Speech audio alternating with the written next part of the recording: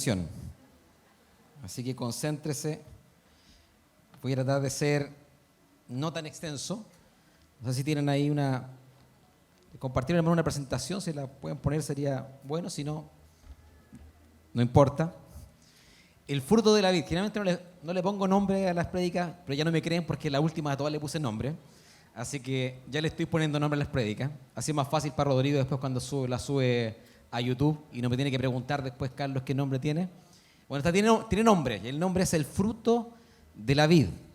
Así que más o menos ya pueden imaginar de qué vamos a hablar. Hace 2 semanas atrás, ya vamos como en la 8ª semana, ¿o no, César? 8ª, novena ya. 9ª semana ya hablando de la Gran Comisión. Pero hace 2 semanas atrás nuestro hermano Julio estuvo compartiendo ahí Juan 15. Así que cuando compartió ahí Juan 15, yo siempre a los hermanos del grupo casero les doy un spoiler, así que ahí les di un pequeño spoiler de lo que voy a compartir el día de hoy.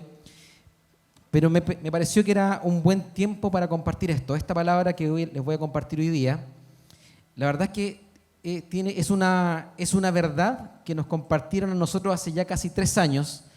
El año 2020 tuve la oportunidad de ir a Argentina y dentro de esa oportunidad fue por trabajo, pero más allá que fue por trabajo, tuve la bendición de participar en un retiro allá, un retiro con Jorge Mitián. No sé cuántos conocen a Jorge Mitián. Jorge Mitián es un pastor ya con muchos años que es la cobertura de nuestro querido Sergio Franco. Y en esa oportunidad, él estuvo compartiendo respecto de el propósito eterno de Dios, pero según Jesucristo. ¿Por qué? Porque generalmente cuando hablamos de propósito eterno de Dios, vamos a las cartas de Pablo. Pero en esa oportunidad él nos compartió de acuerdo con Jesús. Y particularmente estuvimos hablando ahí del libro de Juan. Por eso me pareció que era un buen momento para compartir esta palabra. Entonces vamos a leer entonces ahora Juan 15, del verso al 1 al 17. Y si me trae la Biblia, amor, porque no veo nada. Pensé que había puesto buena letra, pero parece que no, está media chica. Perdona. Gracias, amor. Así que a la antigua nomás. Porque pensaban que la presentación era para ustedes, no, en realidad era para mí. Ustedes pensaban que yo la hacía para ustedes, pero no. Deme un segundo ahí. Amén. Dice así entonces, hermano, dice, yo soy la vid verdadera y mi Padre es el labrador. Todo pámpano que en mí no lleva fruto, lo quitará. Y todo aquel que lleva fruto, lo limpiará, para que lleve más fruto. Ya vosotros estáis limpios por la palabra que os he hablado. Permaneced en mí y yo en vosotros. Como el pámpano no puede llevar fruto por sí mismo si no permanece en la vid, así tampoco vosotros, si no permanecéis en mí. Yo soy la vid, vosotros los pámpanos. El que permanece en mí y yo en él, éste lleva mucho fruto, porque separados de mí, nada podéis hacer. El que en mí no permanece, será echado fuera como pámpano, y se secará, y los recogen y los echan en el fuego y arden. Si permanecéis en mí y mis palabras permanecen en vosotros, pedid todo lo que queréis y os será hecho. En esto es glorificado mi Padre, en que llevéis mucho fruto, y seáis así mis discípulos. Como el Padre me ha amado, así también yo os he amado. Permaneced en mi amor. Si guardareis mis mandamientos, permaneceréis en mi amor. Así como yo he guardado los mandamientos de mi Padre y permanezco en su amor. Estas cosas os he hablado para que mi gozo esté en vosotros y vuestro gozo se ha cumplido. Este es mi mandamiento, que os améis unos a otros, como yo os he amado. Nadie tiene mayor amor que este, que uno ponga su vida por sus amigos. Vosotros sois mis amigos, si hacéis lo que yo os mando.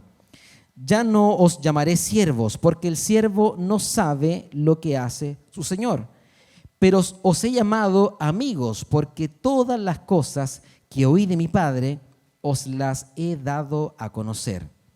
No me elegisteis vosotros a mí, sino que yo os elegí a vosotros y os he puesto para que vayáis y llevéis fruto, y vuestro fruto permanezca, para que todo lo que pidierais al Padre en mi nombre, Él os lo dé. Esto os mando, que os améis unos a otros. Este texto que acabamos de leer está dentro de un pasaje, o más que un pasaje, de un momento de la historia de Jesús. Esto está sucediendo inmediatamente después de la última cena. La última cena comienza en Juan capítulo 13. Amén. Entonces, después que ocurre la última cena, los discípulos junto con Jesús bajan del aposento alto en el que estaban y estaban en el patio, probablemente el patio o afuera de la casa. Y en ese momento Jesús comenzó entonces a ministrar a sus discípulos. Y lo dije el año pasado, creo, cuando compartí otra palabra, pero este texto de Juan 13 al 17, este pasaje, es muy relevante. Si usted se da cuenta, el libro de Juan tiene 21 capítulos. De esos 21 capítulos, 5 fueron destinados para este momento de Jesús con sus discípulos, desde la última cena hasta que Jesús acaba ahí hablando en Juan 17. Todo eso ocurre en una noche, es decir, casi un cuarto del Evangelio de Juan fue destinado solamente para ese momento. O sea, dicho de otra forma, si usted toma el Evangelio de Juan 1 a Juan 12, Juan narró ahí 3 años y medio de ministerio. De Juan 18 a Juan 21, Juan narra ahí la pasión, muerte y resurrección de Jesús y los 40 días posteriores que pasó Jesús con sus discípulos. Es decir, poquito más de 40 días, 4 capítulos. Para 3 años y medio de ministerio, 12 capítulos. Para algo que ocurrió apenas en unas pocas horas, Él se gastó 5 capítulos. Por lo tanto, debe haber sido algo muy importante lo que Jesús quiso transmitirle a sus discípulos y que Juan, evidentemente guiado por el Espíritu Santo, tuvo la sensibilidad de transmitir. Ahora, ¿qué es lo que hablamos de el fruto de la vida al comienzo? Ese era el título de la predicación o de la multiplicación. Siempre cuando hablamos de la gran comisión, nosotros inmediatamente vamos al Evangelio de Marcos. De hecho, la iglesia clásicamente cuando hablaba de la predicación era Marcos 16, que dice: id y predicad el Evangelio a toda criatura, el que creyere y fuere bautizado será salvo. Ese era el énfasis generalizado de la predicación, id y predicar el Evangelio. Pero la verdad es que cuando nos quedamos solamente con ir y predicar el Evangelio, bueno, pero ¿cuál es el Evangelio? Porque ahí nos lo dice Marcos, a pesar que está implícito en toda la enseñanza de Jesús. Pero eso lo deja ya claro en Lucas 24, cuando dice que debemos predicar el Evangelio de arrepentimiento. Eso es lo que está diciendo Lucas, el arrepentimiento y perdón de pecados. O sea, solamente debemos predicar el Evangelio por arrepentimiento y perdón de pecados, y nos quedaríamos ahí medios cojos si fuera esto una silla, porque nos faltaría algo. Y ahí está Mateo 28, que nos dice, no es solamente predicar para perdón y arrepentimiento para perdón de pecados, sino que es para ir y hacer discípulos. O sea, ese es el objetivo de la gran comisión, transmitir la vida de Cristo a otras personas. Y esto, para nosotros, si lo pudiésemos ver, comparar con el Evangelio de Juan, ustedes dicen, ¿dónde está la comparación acá? ¿Cómo es que se puede comparar Juan 15, lo que acabamos de leer, con la gran comisión que está en Marcos 16, Lucas 24 y Mateo 28? Y la verdad es que si lo comparásemos, sería algo semejante a esta imagen que puse ahí. Es como que comparásemos una fotografía o quizás un video de una mujer embarazada con una ecografía. Cuando usted ve una fotografía de una mujer embarazada, usted está viendo simplemente la acción externa que está ocurriendo en ese embarazo. Pero cuando usted toma una ecografía, usted va a ir viendo ahí la acción interna que está ocurriendo en ese embarazo, cómo este nuevo ser creado por Dios está creciendo con el transcurso del tiempo. Usted está viendo esta acción interna. De la misma forma, cuando nosotros vemos este Juan capítulo 15 o la gran comisión en el capítulo 15, nosotros estamos viendo acá la acción interna de la gran comisión. ¿Cómo es que la gran comisión se gesta? ¿Cómo es que la gran comisión se produce? Porque si nos quedamos solamente con los otros evangelios, vamos a simplemente quedarnos en la acción externa de la gran comisión. El ir y hacer discípulos como una mera acción externa. Esa es la importancia de Juan 15. Porque si no tuviésemos esa perspectiva en Juan 15, podríamos caer simplemente en el activismo religioso. Y el hecho o el mandamiento de Jesús de predicar el evangelio podría tornarse apenas una actividad religiosa. Cuando es una actividad religiosa, esto se torna algo pesado para el discípulo. Para la iglesia se torna algo muy, muy complejo, algo difícil de realizar. Y tienen que estar aquí, a veces los líderes, los pastores, empujando prácticamente a la iglesia para que pueda cumplir con el mandamiento de la gran comisión, porque es un mandato, id y haced discípulos. Pero esto se torna de verdad, se torna pesado si no tenemos el cuadro completo. La imagen que puse ahí no es antojadiza. Yo creo que si hay una religión que predica y que trabaja, podríamos decir que son nuestros amigos testigos de Jehová.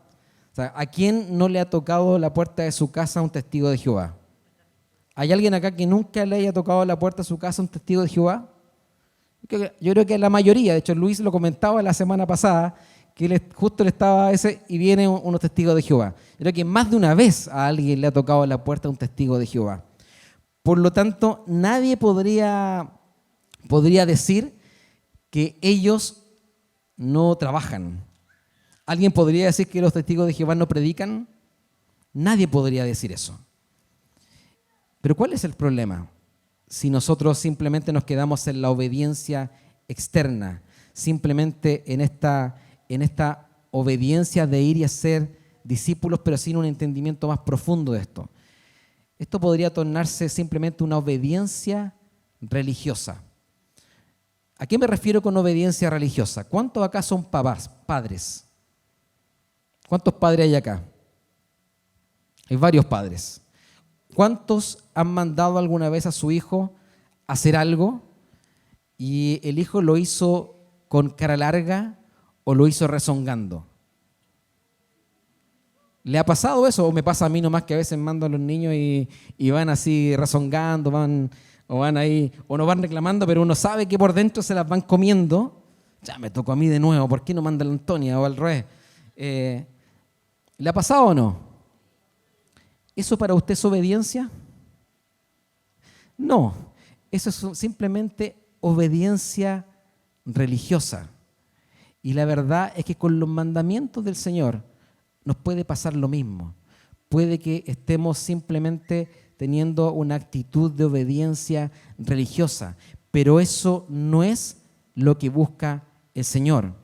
¿Qué es lo que busca el Señor? ¿Cuál es el propósito del Señor? El propósito del Señor es tener una familia de muchos hijos semejantes a Jesús. La gran comisión es simplemente una parte de cómo se produce el propósito eterno de Dios. Porque cuando hablamos del propósito eterno de Dios, lo dije antes, siempre hablamos de las cartas de Pablo, por ejemplo, Efesios 1, del 4 al 6, ¿cierto? Dice, según en Él fuimos escogidos en Él antes de la fundación del mundo para ser adoptados hijos suyos según el puro afecto de su voluntad, para la alabanza de la gloria de su gracia, en la cual nos hizo aceptos en el amado. O Romanos 8:29, que dice que a los que antes conoció, a esos también predestinó, y a los que predestinó, a esos llamó para que fuesen hechos conforme a la imagen de su Hijo, para que Jesús sea el primogénito entre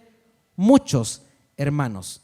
Entonces, cuando hablamos de la gran comisión, estamos hablando de la cantidad, porque en el propósito eterno de Dios vimos tres elementos: una familia, es decir, unidad; de muchos hijos, es decir, cantidad. No son pocos hijos los que quiere Dios, quiere muchos hijos; y semejantes a Jesús, es decir, no cualquier tipo de hijo, o sea, no el hijo rezongón, no el hijo que obedece simplemente externamente. Él no quiere el hijo rezongón, Él quiere hijos semejantes a Jesús. Y para que podamos entender esto en la gran comisión, Jesús nos presenta esta preciosa alegoría, la alegoría de la vid. ¿Qué es una alegoría? Primero, es una alegoría de la vid y no es la parábola de la vid. Una parábola es una historia o es una narración que puede ser verdadera o ficticia, pero que tiene solamente el objetivo de dejar una enseñanza o reflexión. A diferencia de una parábola, una alegoría es una representación en imágenes de una verdad, de un concepto o de una idea. ¿Todos conocen la imagen que está puesta ahí en la presentación? ¿Saben lo que significa eso? ¿Alguien no sabe lo que significa eso? ¿Todos saben? Levanten la mano el que no sabe lo que es eso. Ya, hay algunos pocos que no saben lo que significa esa imagen. Bueno, esa imagen es una imagen clásica de la representación de la justicia. Eso es una alegoría. Si se fijan, no se va a ver muy bien para los que no conocen, pero esa es una mujer que tiene tres elementos. El primer elemento que tiene ahí es una balanza. Esa balanza representa la ley, y cuando pones, por un lado pones la ley y al otro lado pones la persona o los hechos que vas a pesar o vas a contrastar con la ley. Por eso es la balanza. Si la balanza se desequilibra,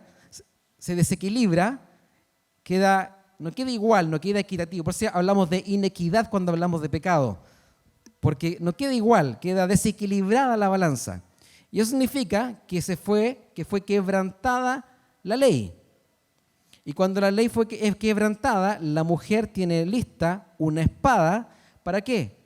Para establecer el castigo que demanda la ley. Eso es lo que representa esa imagen, pero adicionalmente, esa mujer, para los que no lo van a alcanzar a ver, pero tiene puesta una venda en los ojos. Esa venda en los ojos significa además que la justicia es igual para todos, asegura un principio de igualdad ante la ley. O sea, la justicia verdadera te pesa con la ley, pone un castigo sobre la transgresión de la ley, pero además te asegura igualdad ante la ley. Claramente en el mundo es imposible encontrar ese tipo de justicia. En el mundo jamás vamos a encontrar esa justicia. En el mundo constantemente la mujer esa que está representada ahí con la venda en los ojos se corre la venda para ver a quién está juzgando. Y no hay una igualdad ante la ley. O hay personas que hacen leyes injustas. La balanza está adulterada. O hay personas que a pesar de haber sido encontrados culpables, no se le aplica la condena o la paga que pide la ley. Esa es la justicia del mundo. Y el mundo se desgasta por hacer leyes constantemente. De hecho, todo el mundo exige justicia. ¿Se acuerdan hace unos años atrás qué pedía todo el mundo? Justicia social. La gente pide justicia porque el mundo por naturaleza es injusto.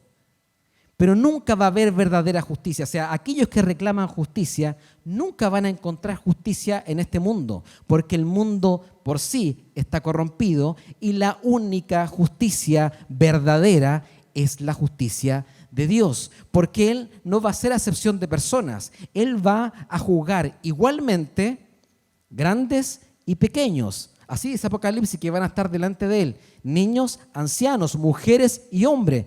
Le da lo mismo quien seas. Él te va a juzgar de acuerdo con las palabras de la ley. Nosotros damos gracias, lo que cantaba hace un rato Isaí.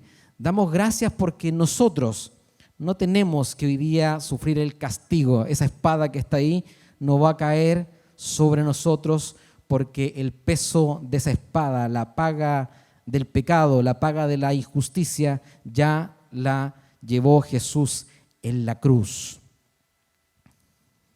Pero, ¿quién es quién en la alegoría de la vid?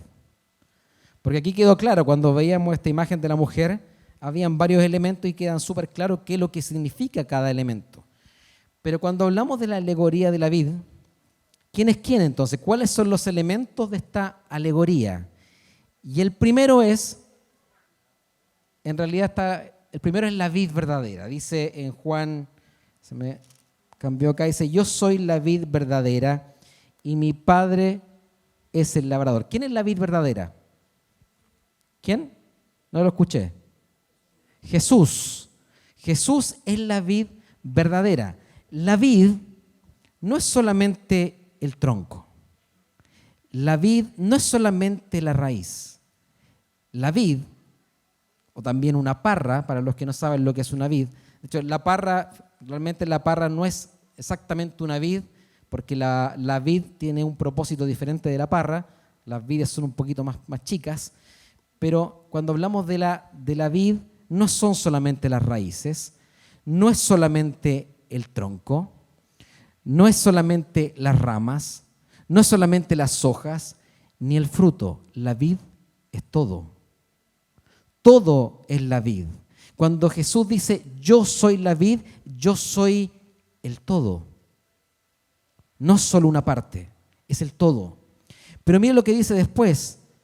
Y mi Padre es el labrador. ¿Qué es un labrador?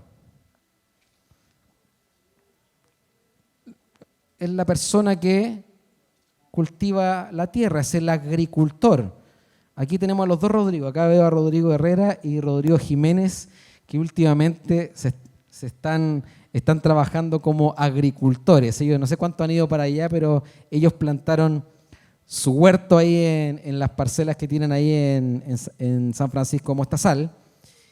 Y el labrador es ese. El labrador es el que, primero es el dueño del terreno, es el dueño de la semilla, es el dueño de la vid, es el dueño de todas las cosas. Él es el labrador. Y el labrador plantó acá una vid. El labrador la planta, el labrador la riega, el labrador también la limpia. Hay otro elemento, los pámpanos. ¿Qué son los pámpanos? Los pámpanos son las ramas. Son simplemente las ramas. Las ramas tienen hojas y frutos. Hay ramas que solamente tienen hojas. Hay ramas que nos dan fruto. Esas ramas al labrador no le sirven. Por eso es que dice que ese todo pámpano que no lleva fruto, mi Padre, o sea, el labrador, la quitará y la echará en el fuego para que se queme. Eso es lo que va a hacer con esas ramas que no dan fruto. Pero ¿quiénes son los pámpanos? ¿Quiénes son las ramas? Las ramas de la vid. Recuerde que la rama es parte de la vid, no es un elemento aparte, externo, es parte de la vid. ¿Quiénes son? ¿Quién? Los discípulos. ¿Quiénes son los discípulos? ¿Quiénes son los discípulos de Jesús? Son los que permanecen en Él. Pero ¿cuál es la característica de la permanencia en la vid? Él dice que si guardan mis mandamientos, permaneceréis en mí. Deja buscarlo acá. Dice, si permanecéis en mí y mis palabras permanecen en ustedes.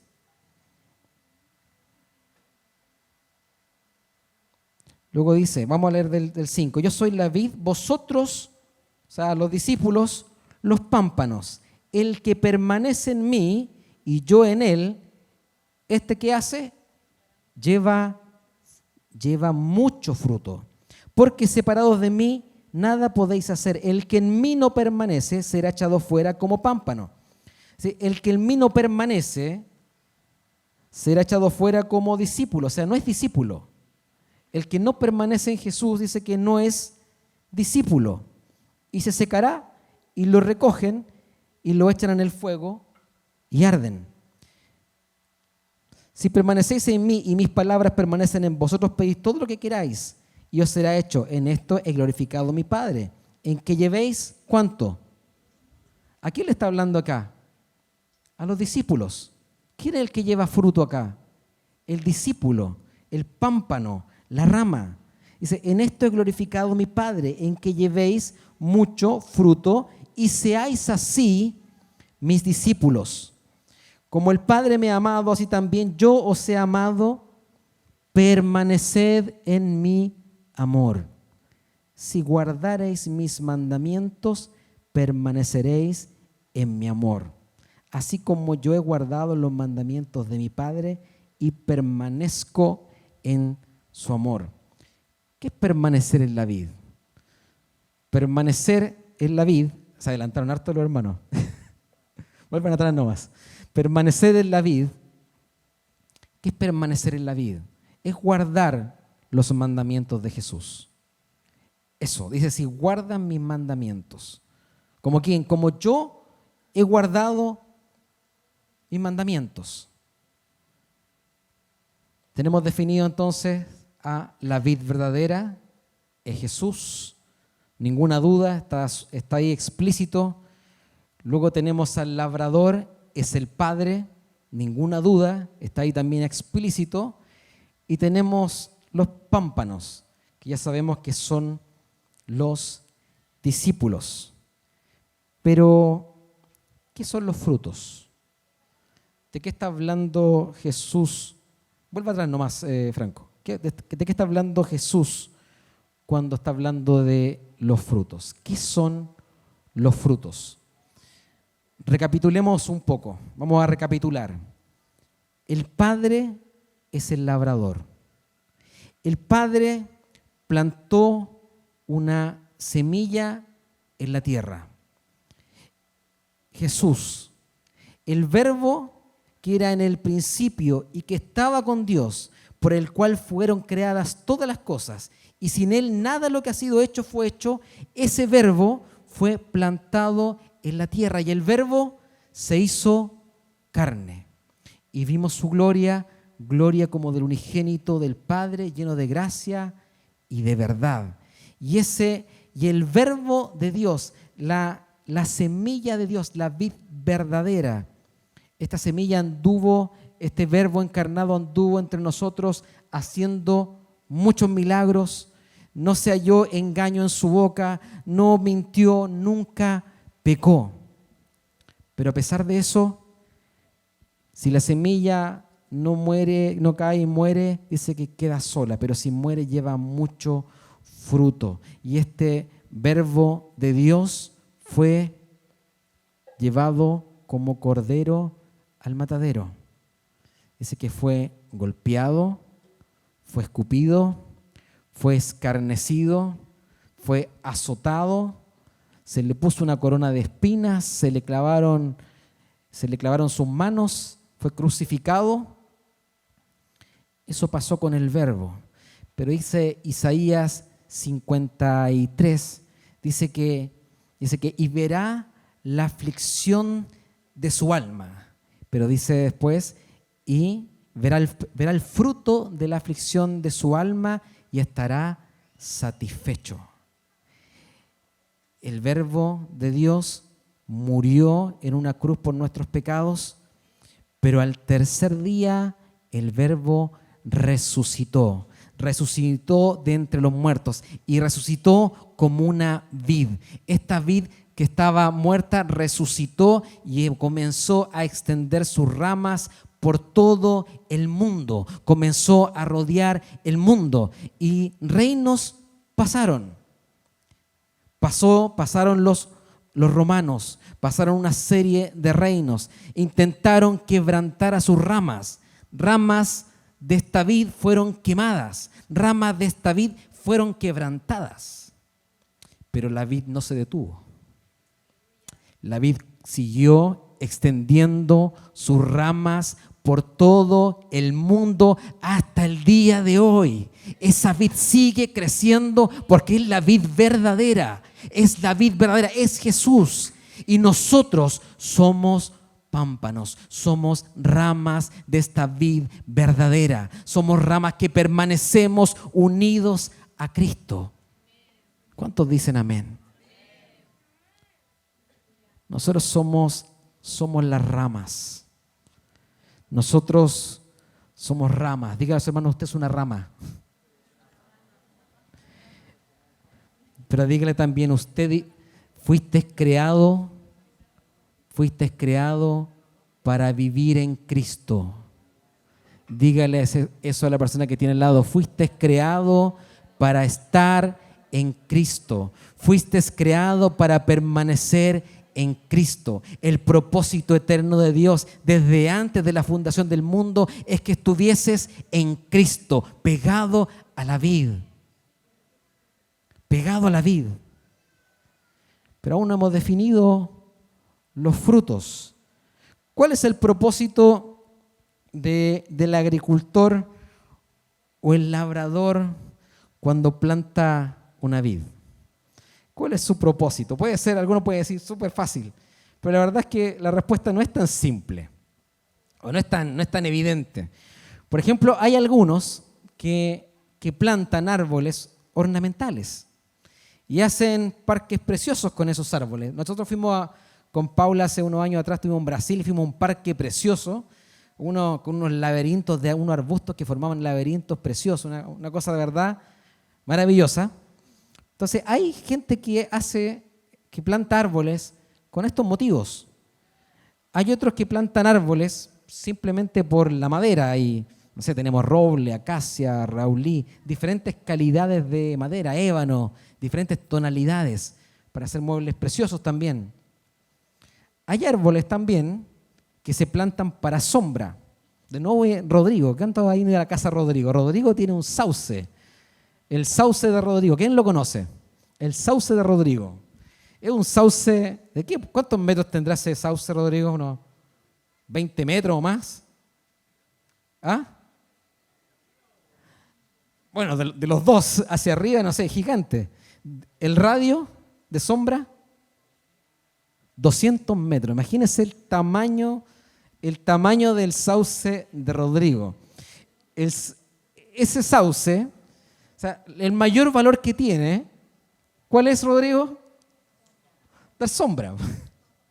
No sé, de hecho la casa Rodrigo está calurosa en esta época, pero uno va al sauce y el sauce es como un refrigerio para escapar del calor.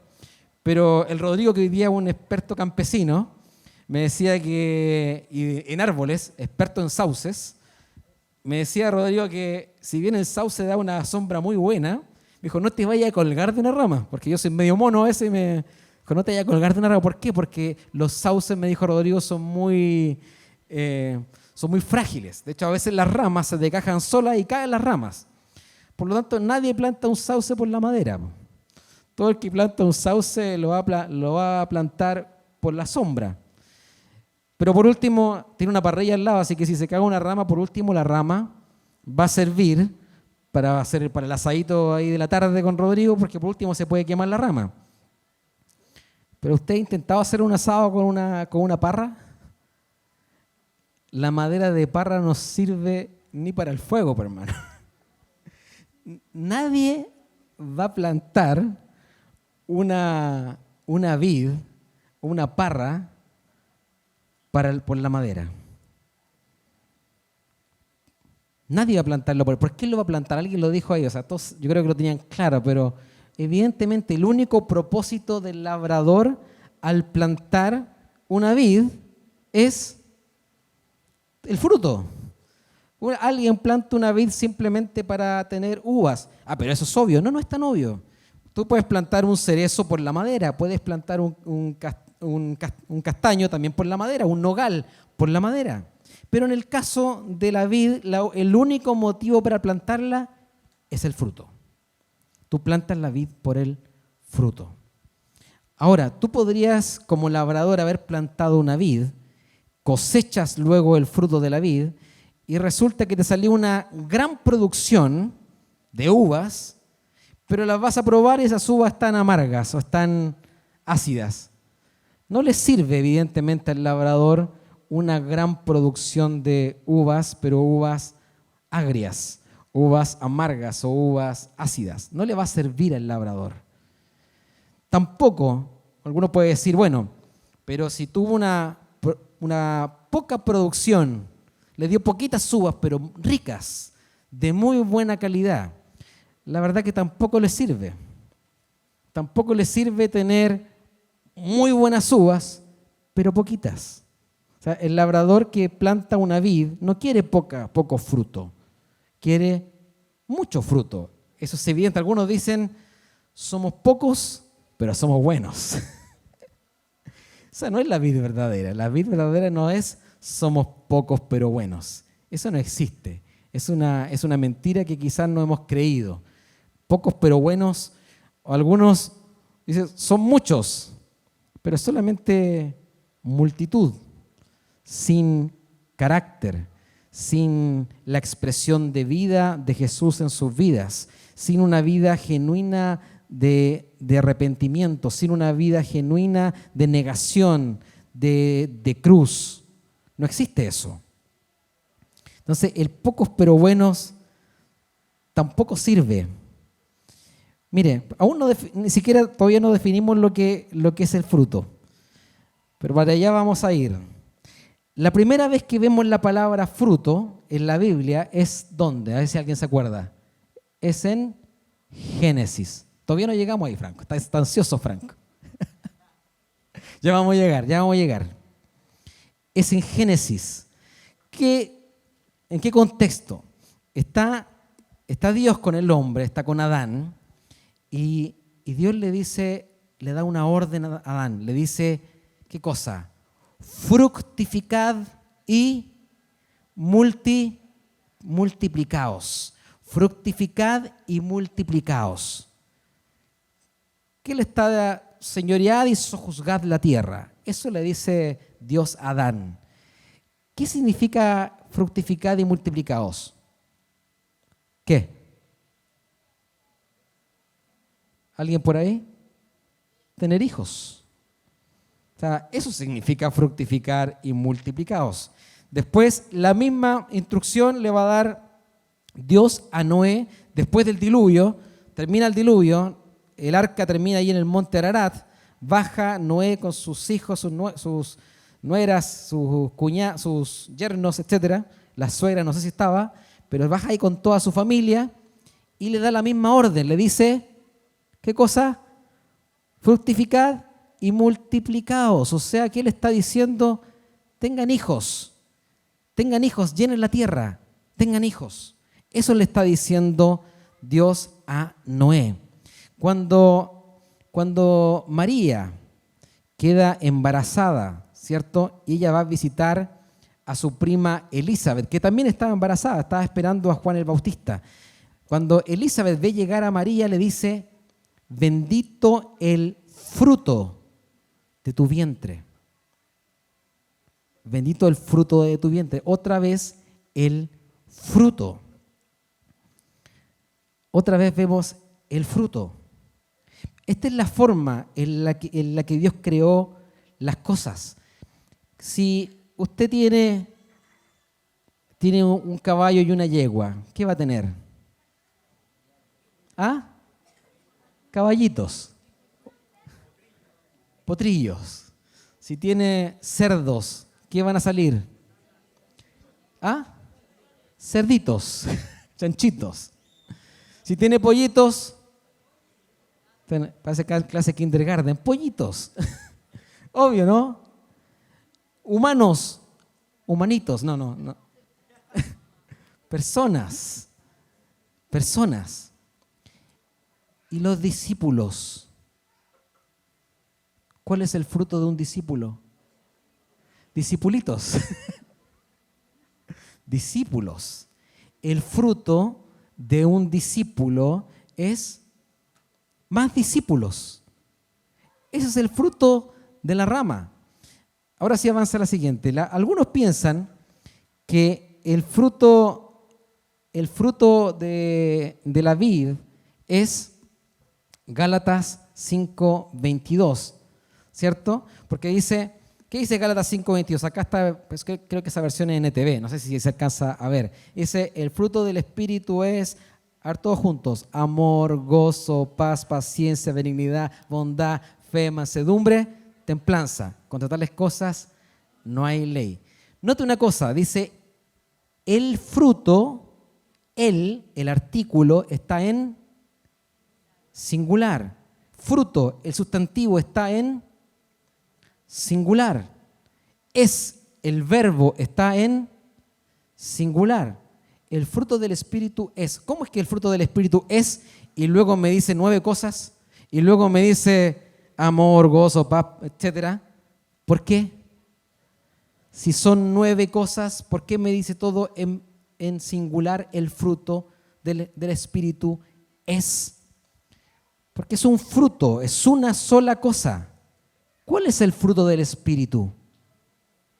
¿Qué es el fruto del Espíritu? Alguien que se anime. ¿Qué es? El fruto del Espíritu es Jesús, es Cristo. Y estas 9 características son 9 características ¿de quién? De Jesús. Entonces lo que está diciendo acá, Gálatas 5:22, que este es el fruto del Espíritu en la vida del discípulo para que Jesús sea formado en el discípulo. Entonces, una de las características es amor.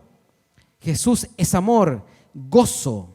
Es una característica de Jesús, el gozo, la paz. Mi paz os dejo, mi paz les doy. Es una característica de Jesús. Por lo tanto, también los discípulos tienen y comparten las mismas características de Jesús, porque fuimos creados para expresar la gloria de Dios en nuestras vidas por medio de nuestra manera de vivir. Para eso es el Evangelio del Reino, para que cambiemos nuestra forma de vivir y podamos vivir de la forma que Cristo anduvo. El que dice que está en Cristo debe andar como Cristo anduvo. ¿Y Cristo anduvo cómo? De esta forma. Por eso cuando hablamos al principio de la obra de hacer discípulos, podría ser una obra pesada, sin gloria, sin gozo, con la cara enojada o seria. ¿Por qué? No es que hace calor, entonces tengo que predicar. No, es el fruto del Espíritu, es Jesús. Pero note acá que ese es el fruto del Espíritu. El fruto de la vid ya está definida, Cristo. ¿Quién es Cristo? Es la vid. Por lo tanto, Cristo no podría ser la vid y al mismo tiempo el fruto. No puede ser al mismo tiempo. Evidentemente, lo que está hablando aquí es de discípulos. Él está hablando de discípulos. ¿Les quedó claro? ¿Qué es llevar fruto? Llevar fruto es hacer discípulos. Llevar fruto es tener discípulos, hijos espirituales. Para eso fuimos comisionados, para que llevemos mucho fruto, no poco, mucho fruto. El llevar fruto no es un mandamiento. Esto es algo que yo creo que puede traer descanso a varios, porque llevar fruto no es un mandamiento. Esa es la importancia de Juan 15. Esto a mí es algo que me bendijo mucho cuando lo escuché. ¿Puedes pasar a la siguiente ahí, Franco? Bueno, ni se ve. Ni se ve. Pero ahí están todos los textos donde aparece Juan 15. O quizás se ve y yo estoy muy ciego. Yo creo que puede ser eso. Ah, esa es más chica. Agranden la pantalla por la... Yo estoy cada vez más ciego y hace como 2 años no voy al oftalmólogo a cambiar los lentes. Claramente tengo que cambiarlos. Bueno, los textos que están ahí y que yo no veo, están todas las veces que en Juan 15 está la palabra fruto. 8 veces. De aquí no las cuento, pero sé que son 8. 8 veces está la palabra fruto. Dice llevar fruto, más fruto, mucho fruto, etcétera. Va casi como increciendo la palabra fruto 8 veces. Pero en ninguna de las 8 veces usted va a ver que esto está como un mandamiento. No es como cuando usted ve, por ejemplo, Génesis y dice, fructificad y multiplicaos. Usted lo está viendo ahí como un imperativo. Fructificad y multiplicaos. Es imperativo. Tienes que multiplicarte, tienes que fructificar. Pero acá usted no va a ver, debes llevar fruto. No dice acá debes llevar fruto. No dice debes fructificar. No dice debes hacerlo. ¿Qué dice? El que permanece en mí lleva fruto. No es un mandamiento, es una promesa. Es una consecuencia de la vida del discípulo con la comunión con Jesús, la comunión con el Padre, la comunión con el cuerpo. Simplemente es la consecuencia de la vida del reino estableciéndose en la vida de una persona. ¿A usted alguna vez vio una vida estresada? Una rama estresada, uy, no me salen las uvas. ¿Ah? ¿La vio alguna vez así o no? Tampoco deberíamos estresarnos. Esto no debería ser una tarea pesada, un mandamiento difícil, porque esto es parte simplemente de la vida del discípulo, es parte de la vida del reino en la vida de una persona. No tiene por qué ser una carga pesada. Ese no fue el objetivo del Señor, ese no es el propósito eterno de Dios. El propósito eterno de Dios es que seamos una familia de muchos hijos semejantes a Jesús y eso se da de forma natural. La familia de forma natural va creciendo. Es la acción interna de Dios en medio de la iglesia la que va produciendo la multiplicación. No es simplemente el activismo religioso. Por eso en Hechos dice que y el mismo Espíritu iba añadiendo a la iglesia a los que habían de ser salvos. ¿Qué tiene que hacer la rama? Ser rama. Solamente ser rama. Ser discípulo. Estar pegado a la vid. Disfrutar de la comunión con Jesús. Disfrutar de la comunión con el Padre. Disfrutar de la comunión con tus hermanos. Simplemente ser rama. No te aflijas porque aún no ha llegado el fruto. Quizá hay algunos que están afligidos el día de hoy porque aún no fructifican. Póngase de pie. Ya estoy casi terminando. Vamos a hacer una ecografía a la vid. Si bien eso no es un corte transversal de la vid, la intención es que juntos podamos ir haciendo una ecografía en la vid. La vid en otoño se le comienzan a caer las hojas. Después de la vendimia. Viene la vendimia y la vid comienza a quedar sin hojas. Después viene el invierno.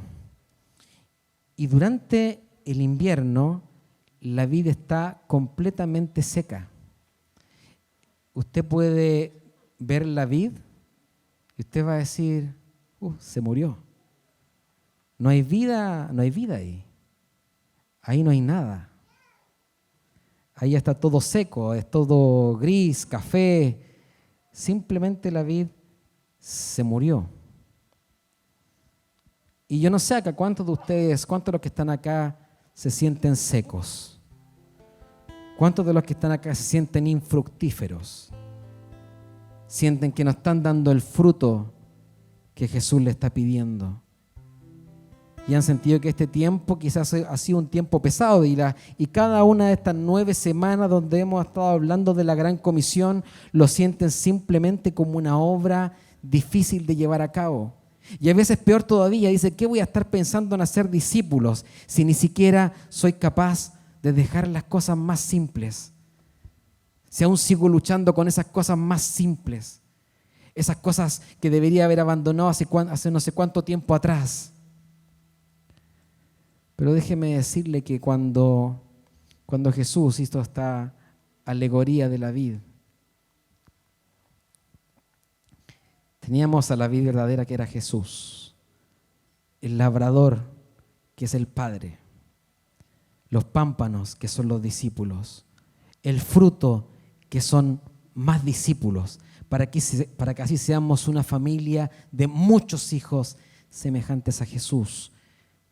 Pero la verdad es que aquí falta un elemento, falta algo, que no lo menciona Juan 15, pero que está actuando de forma interna en la vid.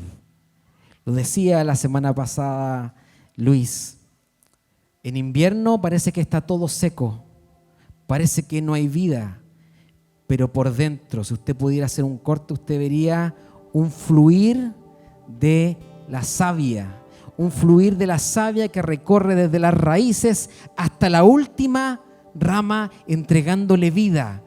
Usted piensa que no hay vida, pero dentro está el Espíritu Santo trayendo vida a cada una de las ramas que están pegadas a la vid, que permanecen en la vid, que están ahí unidas con Cristo en su comunión.